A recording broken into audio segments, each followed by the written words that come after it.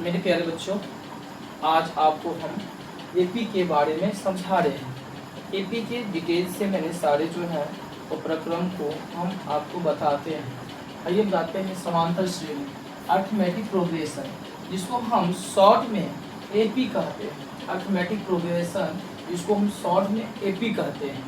मेरे प्यारे बच्चे, एपी का एक फॉर्मूला है कि टी एन बराबर A plus into N minus one into D.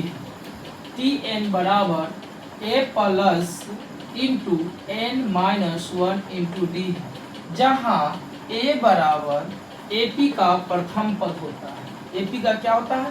प्रथम पद। डी बराबर एपी का सार्व अंतर होता है। एन बराबर एपी के पदों की संख्या होता है। नंबर ऑफ टर्म, पदों की संख्या। टी एन बराबर एपी का अंतिम पद है। टी एन क्या है? एपी का अंतिम पद। मेरे प्यारे बच्चे, हम आपको ये बताना चाहते हैं कि जिस प्रकार से आप घर पर चढ़ने के लिए सीढ़ी का प्रयोग करते हैं, तो सीढ़ी एक सीरीज में रहता है, एक सीक्वेंस में रहता है। जैसे मान लेते हैं एक सीढ़ी को हम ले लेते हैं। सीढ़ी देखिए, ये पहला इसका खाड़ी हुआ, यह दूसरा खाड़ी हुआ, ये तीसरा खाड़ी हुआ, ये चौथा खाड़ी हुआ, पांचवा। देखिए ये सारे, ये जो भी जितने भी जो है ये खाड़ी है, सभी के सभी एक बीच की दूरी देखिए सबका सेम है। सेम है बीच की दूरी, ये सेम है, ये सेम है बीच की दूरी। इसी प्रकार से आपको समान अंतर में आपको एपी दिखाई देगा। जैसे मैं मान लेते हैं कि दू है, दू से आगे में 4 लिखता हूँ। 4 से आगे क्या है? दू से बढ़ा, तो यहाँ दू जोड़े तो 4, 4 से दू फिर जोड़ेंगे तो कितना? 6 होगा। 6 से दू जोड़ेंगे तो कितना होगा? 8 होगा। 8 से दू जोड़ेंगे तो 10 होगा। इसी प्रकार से आपको इस सीक्वेंस में, आपको सीरीज में आपको नजर आएगी। समझे? यह एपी।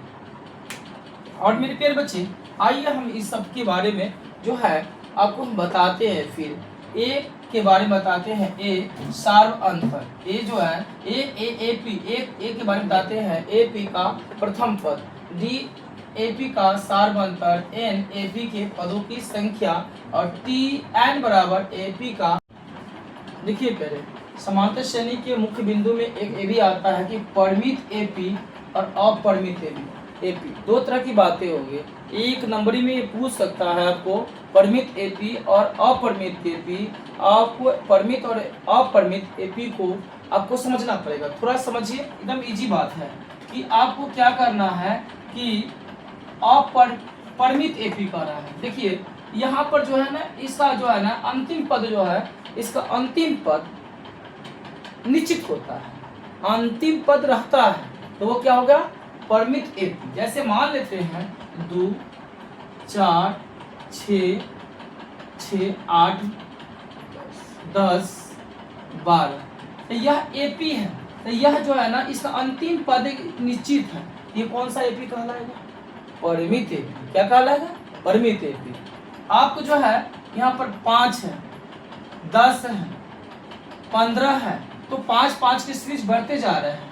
5 5 10 5 15 5 20 20 5 25 25 अब 5 25 5 30।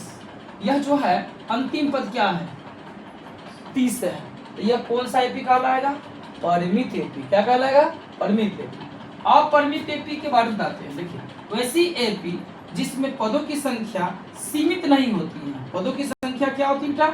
सीमित नहीं होती है। क्या होती है प्यारे? सीमित नहीं होती है, तो उसे क्या कहते हैं? अपरिमित एपी।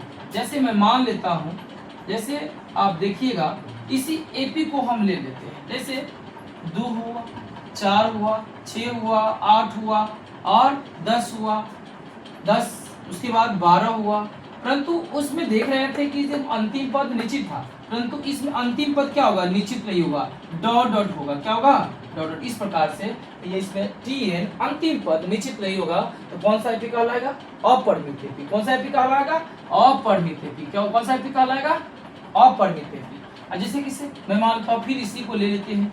10 है, 5 है, 10 है, 15 है, 20 है, 25 है, फिर 30 है। देखो हर जो है ना प्यारे 5 10 हर इसमें जो है ना बढ़ते जा रहा है। कितने के ये जो है ना बढ़ते जा रहा है, हमेशा जो है ना यह बढ़ रहा है टर्म 5 का, परंतु हमें अंतिम पद इसमें मालूम नहीं है।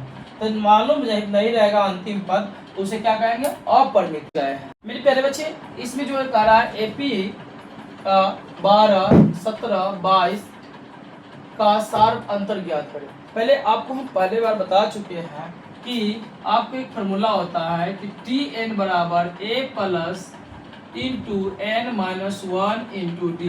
प्यारे इस फार्मूला को आपको हमेशा याद करके रखना होगा। तो इससे पहले आपको जो है ना एपी निकालने के लिए 4 बातें को हमेशा इसमें रहती है। क्या रहती है, पहला पद ए, उसके बाद में जो है ना डी रहेगा सार्वंतर, उसके बाद में जो है ना आपको एन रहेगा पदों की संख्या, और टी एन रहेगा अंतिम पद। ये 4 टर्म दिए हुए हैं। कितने हैं, ये 4 टर्म में से आपको मात्र जो है 3 टर्म दी जाएगी। कितने टर्म दी जाएगी, 4 टर्म में से कोई जो है ना 3 दे देंगे। कभी जो है ना यह जो है ना कभी आपको जो है ना 3 टर्म ए दे देंगे, ए देगा, डी देगा, एन दे देगा।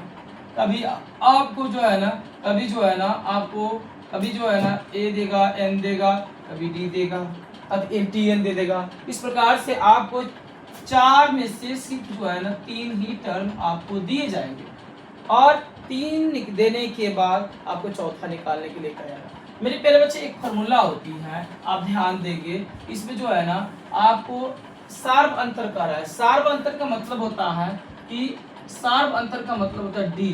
सार्व अंतर निकालने के लिए कह रहा है, तो याद रखिएगा सार्व अंतर।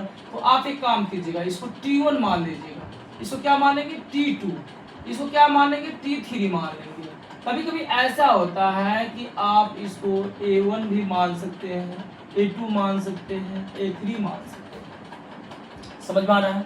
तो सार्व अंतर का फॉर्मूला होता है कि आपको A2 माइनस A1। इसी बात को आपको ऐसे भी लिख सकते हैं, आपको ऐसे भी लिख सकते हैं T1 T2 T3, माने कहने का मतलब है T2 माइनस T1। आपको हमेशा अगला पद में से पिछला पद को घटाना है। अगला पद में से पिछला पद को घटाएंगे तो सार्व अंतर ज्ञात हो जाएगा। इसी का सार्व अंतर ज्ञात करने के लिए अगला पद क्या है बेटा, पहला पद 12 है, दूसरा पद क्या है T2 क्या है 17। 17 में से अगर 12 घटाते हैं तो आपको कितना हो जाएगा, 5 हो जाएगा। यही आपका सार्व अंतर। मेरे प्यारे बच्चे आप देखिए अगला क्वेश्चन आपको हम दे रहे हैं एपी का। देखिए दूसरा क्वेश्चन है एपी 3 3 13 13 23 का सार्व अंतर ज्ञात करें। अब ये पढ़ाएं आपको कि इसका फॉर्मूला, इसको क्या कीजिएगा आप लोग T1 T2 T3, ये जो काम T1 T2 T3 जो कर रहे हैं ये आपको जो है ना बाद में इस बात को जो है ना ऑटोमेटिक आपको याद हो जाएगा, अभ्यस्त हो जाइएगा आप करते करते। तो इसको जो है ना सार्व अंतर निकालना है, सार्व अंतर निकालना है प्यारे। तो सार्व अंतर का फॉर्मूला आप लोग भली भांति जानते हैं। सार्व अंतर बराबर क्या होता है T2 माइनस T1। आप देखिए T2 कितना है तो 13 है, T2 कितना है 13 डाल दीजिए, माइनस T1 कितना है 3 है, बराबर जो है ना 13 में से 3 घटाएंगे तो कितना होगा 10 हो गया। यह आपको सार्व अंतर निकल गया, समझे। 2 और एपी का सार्व अंतर इसका सार्व अंतर आपको D बराबर दिया हुआ है, D बराबर कितना दिया हुआ है आपको 3 दिया हुआ है। तो यहाँ पर हमको अब ज्ञात करना है एपी के 3 पद, एपी का 3 पद। मेरे प्यारे बच्चे एपी के प्रथम पद यहाँ पर दे रखा है, तो 3 पद ज्ञात करने के लिए तो आप याद रखिएगा T1 बराबर क्या होगा, T1 बराबर 2। देखिए यहाँ पर सार्व अंतर दिया हुआ है, आप याद रखिएगा इस प्रकार से आएगा।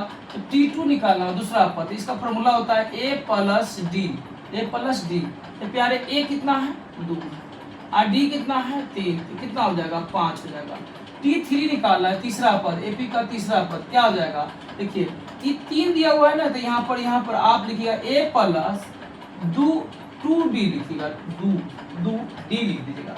तीसरा पद कहेगा तो क्या कहेगा A प्लस 2D। आप मान रखिए A का मान कितना है, A का मान कितना है 2, अब प्लस क्या मान पद निकाल, तीसरा पद है दो, दो गुण और डी का मान कितना है 3 है, यहाँ रख दीजिए। तो देखिए 3 दूना 6 और 6 को 2 कितना हुआ 8।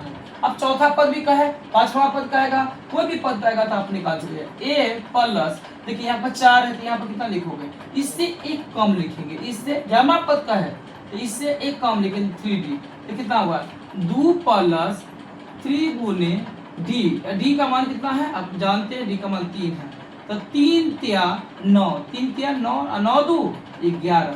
तो यह जो है ना आप पूछ रहा था तीसरा पद तक ले, हम चौथा पद निकाल दिए, कोई बात नहीं है। तो यहाँ पर लिख दीजिए अतः AP अतः 2 5 8 11 AP में है। इस प्रकार से आप जो है ना बना सकते हैं। मेरे प्यारे बच्चे, यदि क्वेश्चन चौथा क्वेश्चन है, यदि समांतर श्रेणी का सामान्य पद 13 - 2n है तो इसका सार्व अंतर ज्ञात करो। क्या ज्ञात करें? सार्व अंतर ज्ञात करें। मेरे प्यारे बच्चे, इसमें सबसे बड़ी बात ये होती है कि इस प्रकार से रहता है तो बच्चे डर जाते हैं, घबरा जाते हैं। ये कुछ नहीं है, ये कुछ नहीं है मेरे प्यारे बच्चे, ये कुछ भी पूछ तो आपको इस प्रकार से 13 - 2n हो, कुछ भी 20 - 5n² हो, 6n - 2n² + 2 हो, या कुछ भी दिया रहा, आप इसका मतलब ये समझ आइएगा कि यह tn है। क्या है यह? tn है।